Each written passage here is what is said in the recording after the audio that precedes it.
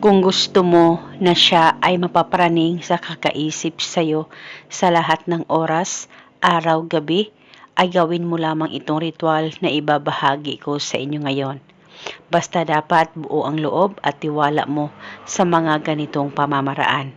Lalong-lalo na kung hindi kayo okay na dalawa ng mahal mo at ikaw ay binaliwala na niya o dinededma na niya. Kaya ngayon, itong ritual na ibabahagi ko ay makakatulong ito upang maging okay at magkaayos kayong dalawa ng mahal mo. Ang gagawin mo lamang, kumuha ka ng bote at kumuha ka rin ng papel at panulat. Isulat sa papel ang kanyang tunay na pangalan at apelido ng 3 beses. At pagkatapos ay i-roll ang papel o itupi at lagay o isilid ito sa bote na inihanda mo. At nang malagay mo na, ay maglagay ka rin ng 1 kutsarang asin at 1 kutsarang asukal.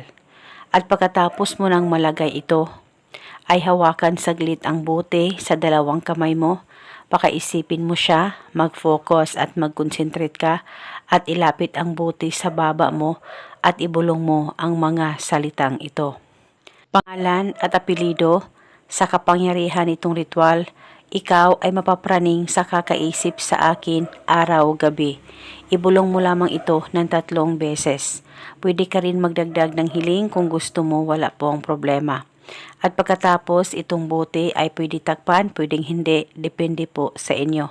At pwede mo rin itong ilagay sa ilalim ng kama mo o katabi ng higaan mo.